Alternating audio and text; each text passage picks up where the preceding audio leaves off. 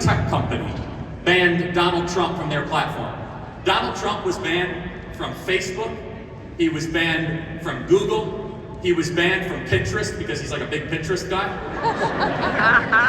He was banned from Spotify. He couldn't even listen to Phantom of the Opera. They did everything they could to make him disappear, but there was a problem. Is that you could put Donald Trump in exile at Mar-a-Lago, but you can't make 75, 80 million people disappear.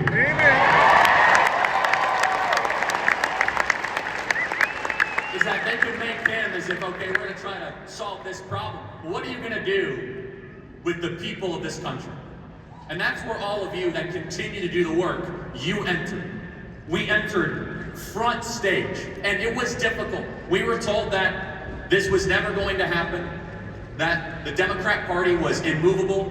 For all of you on campuses that continue to fight for conservative causes, that were graded differently, kicked out of class, that were smeared, that were slandered, it was as if there was no immediate hope, but you guys had faith. And faith, not just that we could take back our country, and if we are honest with ourselves, we cannot take credit for what happened on November 5th. The person, or more importantly, who deserves credit, is God Almighty for saving this country.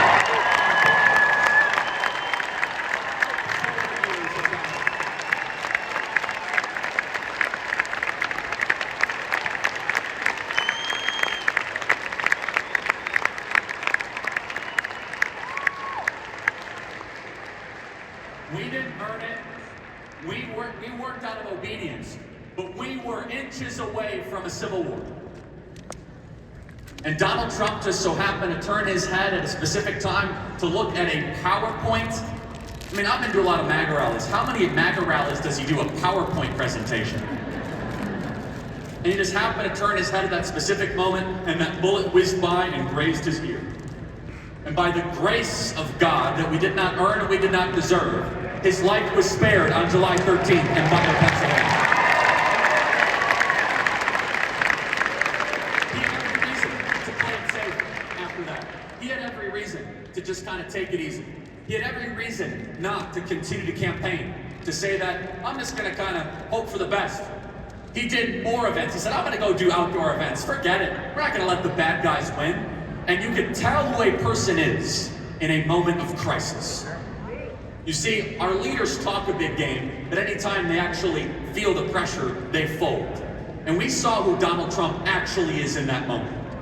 When he fell to the floor and he rose, he spoke to all of us at a fundamental level, at a level that we can't even put into words. When he ascended, he said, fight, fight, fight. It was an anthem, it was a clarion call for all of us. That regardless of what you are up against, this is a guy who did not need to be doing this. You know that Donald Trump could have cut a deal. Donald Trump could have cut a deal. The final warning shot was when they raided Mar-a-Lago in August of 2022. That was the warning shot, like, hey, you better not do this thing, run for the presidency. Cut a deal, golf for the rest of your life, or else we're gonna put you in federal prison. And Donald Trump had a choice. Do I do the easy thing or the right thing? And if there is one thing that you teach your child, it's you must do the right thing, even if it is the challenging thing. He knew what he was signing up for. To be indicted by Fannie Willis, by Alvin Bragg, the show trial in New York, 700 years in federal prison. He could have just cut a deal. Guys, I'm not running for the presidency, keep me out of jail. And every single gutless wonder politician of the last 40 years would have cut that deal. They tried to take his business empire from him. They did everything they could to cut him off, but there's something that drives this man that is different. And it's why all of you are here. It is a love of the beautiful things. It's a love of our home. A place that we inherited that we were sick and tired of seeing abused. To see our border wide open, to see our kids trans in classrooms, to see our beloved homeland become a dumping ground for the third world. To see our taxpayer dollars being sent to Ukraine while our southern border remains wide open.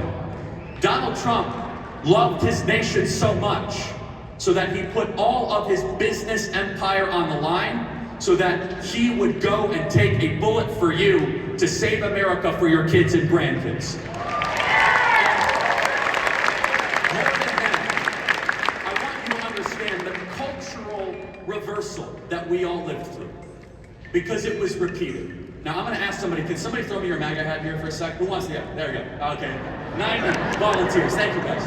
Look at this. Who remembers back in 2016? If you wore this hat on the streets of New York, it was open hunting season. If you wore this in 2021, they would come after you. And yet I saw something fundamental. It's fundamentally different, and something change. And it goes to show that the good guys can win if we push hard enough. It goes to show that we can turn the symbols where they are trying to ostracize us into symbols of victory. When I went to college campuses this last cycle, we ordered a couple hundred MAGA hats. All of a sudden, all the kids wanted them. We started passing them out. I said, okay, we'll do a couple thousand. I go to the University of Georgia and handed out 5,000 of these things.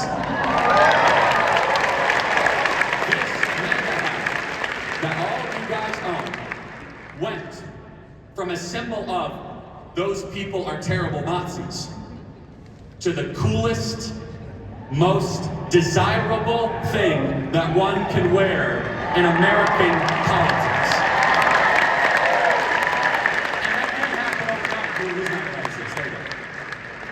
That happened because we refused to accept the names they would call us, and we kept on wearing the hat.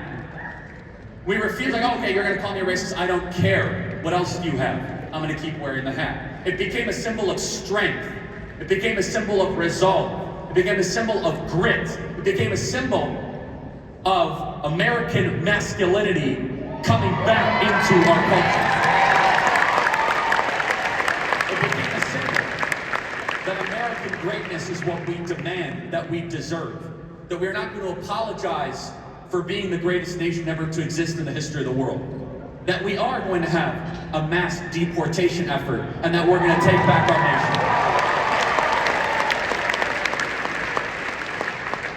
That hat then represented something even more. President Trump, the greatest deal maker that politics has ever seen, he brokered quite a deal over the summer.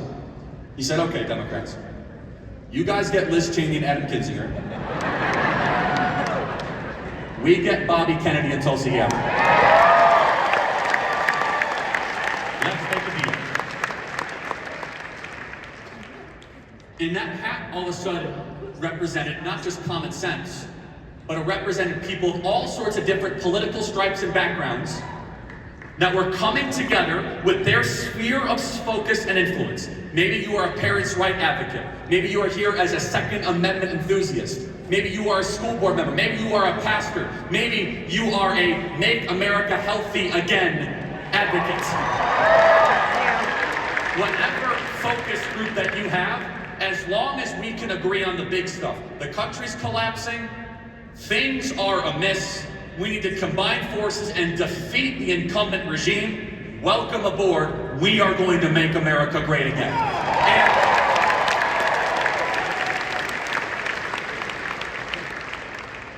And what we witnessed on November the 5th, being this great comeback story, was also the result of the hard work that all of you guys did in the grassroots. For those of you that chased ballots, those of you that registered voters, for those of you that gave powerful sermons on the Sundays before the election, for those of you that showed up at Republican meetings at 7 a.m. to make sure that everyone had the yard signs that they need.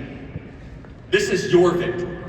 You see, it is easy just to say that it's just one candidate versus another. What it really is one army of activists versus another army of activists. And guess what? We were outspent, but we outworked them this election cycle. Because we wanted more. Kamala Harris had $1 billion, and hey, by the way, where did that $1 billion go? She sent it to China. She sent it to Zelensky. He's got enough money. $1 billion to do what? And yet we were outspent, we know it. We knew that we were up against the most powerful, well-funded machine in American political history. And it was a machine versus a movement. And the movement were people, many of us in this room, that we're not, and was not an oligarch, not a billionaire, but you could knock on 1,000 doors. You could chase 100 ballots. In this state of Arizona, which I, as you know, care deeply and passionately about, we made a promise. We said we are going to invest the greatest ground force Arizona has ever seen. We hired well over 1,000 full-time people here on the ground in Arizona at Turning Point Action. And I can say now, Arizona was the best performing swing state of the 2024 election. We chased over 200,000 low propensity ballots here in the state of Arizona. And in fact, when I was, Mr. President, can we have you at this event? Can we try to get you? And he said, Charlie, I will only come under one circumstance.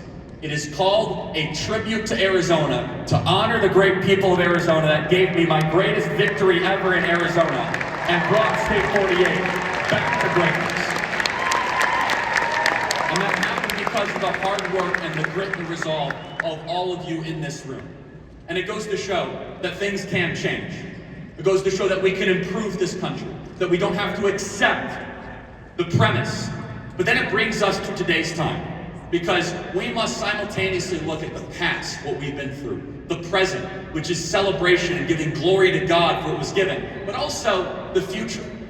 Because if we let our guard down and act as if that everything is fine, the transformation of the Republican Party is not yet complete. You see, for those of you that follow me on social media, you know that I've been very outspoken the last week saying the following. Very simple. It's not radical, it's not revolutionary, I think it's reasonable, which is this. If you are a Republican from a deep red state and you voted for Joe Biden's nominees and you're giving Donald Trump a hard time about his nominees, we will primary you and remove you from office immediately.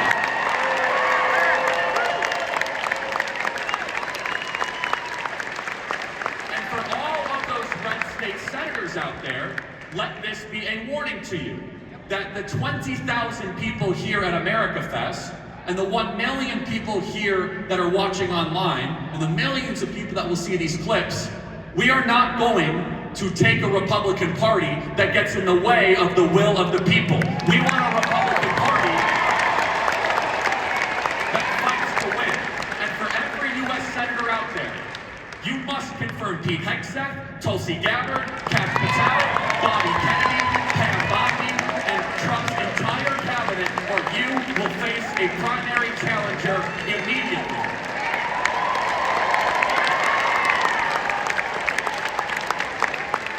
Because we want a Republican Party that is as conservative as its voters. We want a Republican Party that is responsive to all of you. We want a Republican Party that actually listens to what you want. Not a Republican Party that goes to DC and becomes something completely and totally different. And look at the power that you have. In just the last 24 hours, we did something that we never would have been able to do before.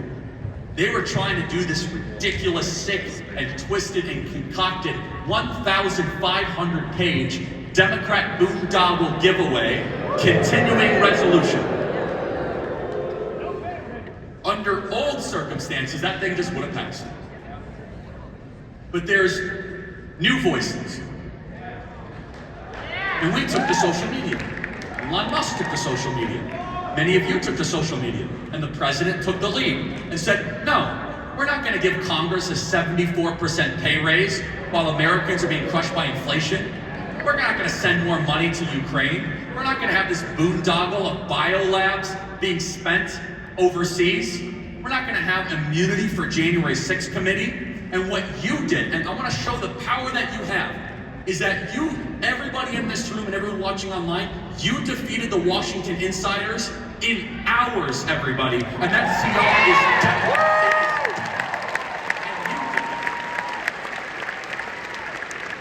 And it is going to be a relentless fight. Now, the new CR that they have went from 1,500 pages to now it's like 4 or 5 pages. And President Trump is going to get what he's asked for, which is a clean slate the debt ceiling increase so that we can actually get the biggest, baddest, and best border bill in the history of our country as the first piece of legislation for President Donald Trump. The top priority. But it is only going to improve if we stay engaged in the grassroots.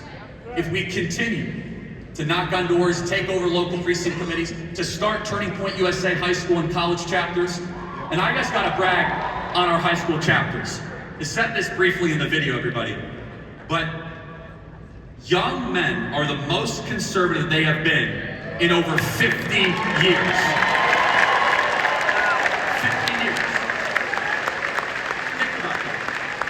Now, a reporter asked me, they said, Charlie, can you try to explain this phenomenon? I said, that's very simple. Young men want to be part of a political movement that doesn't hate them. In fact, let me go a step further, that thinks they're essential to a future of a country. That we need strong men and strong women.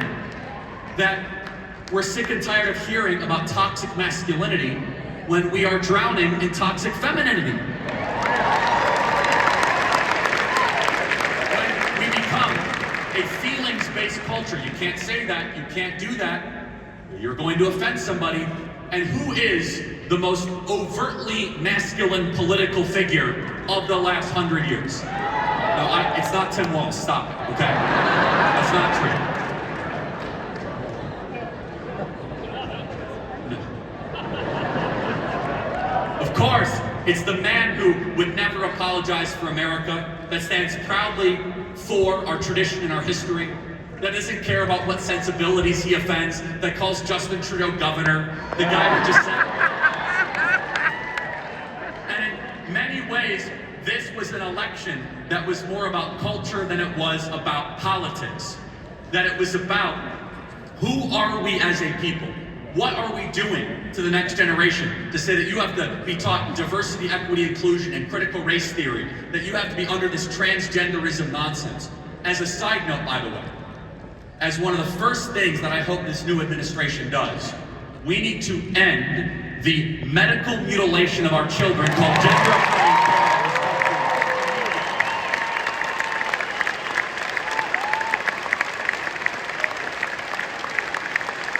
And also say, no men in women's sports.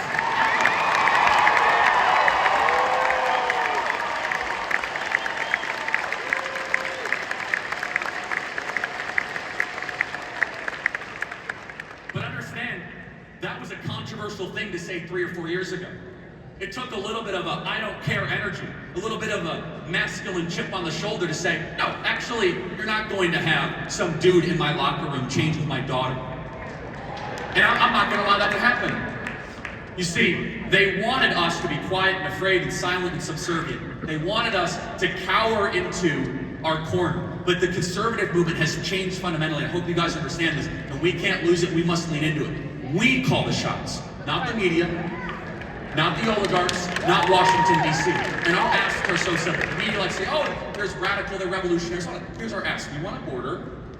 We want our kids to learn reading, writing, arithmetic, and not graphic pornography at the age of 11.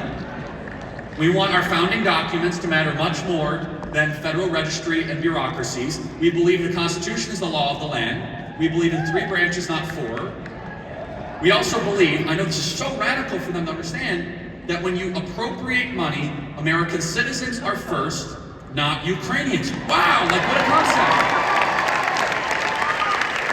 And you add all of that together, they are the radicals, and they have been the radicals for quite some time. And the final point I'll make is this, is the remarkable power and potency of the truth tellers in this room. You see, we have grown up in a time where we say, the media is the worst, the media is this, and in fact, President Trump said that at his first ever MAGA rally. Do you know where his first ever MAGA rally was? In this building. This building was the first ever MAGA rally. Did you know that? Oh, wow. And the only feedback I have for President Trump is he says the media is this, the media is that. Guys, we are the media now. Not them. Their power is fading and waning. No one reads their stuff, their subscriptions are going down. Like, CNN has less views than Hallmark movie reruns, which, again, it's Christmas. A lot of people watch Hallmark during Christmas. Anyway, that's not an issue. Or is it Lifetime? I don't know, I get them both confused. Whatever. And they are increasingly irrelevant.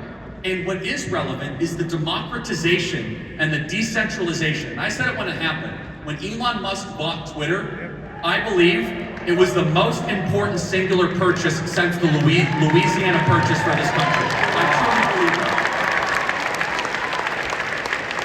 And look at the clause set in motion that happened since Elon Musk bought Twitter. It gave us the ability to speak our mind. Think about all the things that would have just happened without our ability to challenge it. We were able to call out the BS on the southern border. We were able to talk about the transit of our kids. We were able to talk about that they're actually teaching in our schools. We were able to actually talk about, like, hey, Kamala Harris can't speak in sentences. Let's watch this clip. Simple, basic things. And we joke around. I do not think that we would have been able to expose the American people to how Joe Biden was brain damaged if it wasn't for Twitter or X, because the media wasn't doing their job. By the way, the media should all immediately lose their government-issued licenses day one for the malpractice they did for covering for Joe Biden's simulation. We are in the driver's seat, and that comes with a lot of obligation. We are the cultural force. We are ascendant. The bad guys are scattered, confused, and afraid, and they will be back. And the posture should not be one that, oh, we won and that we're the greatest and that we're indestructible. No, it's the opposite. It should be one of humility, that we are actually in charge. And we didn't earn it, but we have an obligation to deliver. That we have an opportunity that we may never happen again. It is a once in many lifetimes opportunity to fill the government with change makers. I believe the 4 years of exile is the ultimate Romans 12:2 verse. That God will use all things for good for those who love him. When we got displaced from power in 2020, how many of you guys said, boy, 2020, this is the worst thing to happen, we lost our country? We were trying to see what was the takeaway here. It felt as if it was so unjust, which it was, and it was so much lying and so much manipulation, but God knew what he was doing. What he was doing is he was putting our movement in a temporary state of exile where we could become stronger, we could become better, where we could separate the frauds from the real people, we could see who people really were, where we could expand our ranks, we had to desire it more when our back was against the wall. If we would have won in 2020, the second term, I don't know if it would have been that great. It would have just kind of been a little bit of COVID, okay, that's fine. And the second term was almost never as good as the first. And now we almost get 2 first terms. In the second one, we have a team that is ready to change the world and bring America back to greatness. I will close with this. Soak in this conference, everybody. This is the first major Turning Point conference where we can just celebrate what has been done. But also, we gotta keep our eyes on these students. They're gonna go nuts these next couple days. But also, go start a Turning Point USA College chapter. Go start a Turning Point USA High School chapter. Go start a Turning Point USA 5C school. Go find out how your church can get involved. Sign up and become an activist. Amerifest is the starting point for us to take America to greater heights in 2025. Remember how lost we felt a year ago. Remember how directionless we felt. And instead of saying, we've won everything, I can take it easy, instead, is that God gave us a reprieve so that we can reload, that we can lean in, and that we can make the conservative movement stronger than ever before. And that's the resources you're going to see in the exhibit hall. There will be people here that could change your life, future jobs, future friends, maybe future spouses, you never know. You hear that a lot. But have that posture of activism and action. We have a slate of speakers that is the greatest in the entire country. I mean, this is unbelievable what we have here. It's gonna be 4 days of energy and enthusiasm, and you guys help make it possible. This is the greatest country ever to exist in the history of the world, and I can say, wow, there was a debate. Is God done with this country? Now, I can say confidently, no. God is not done with America, and our best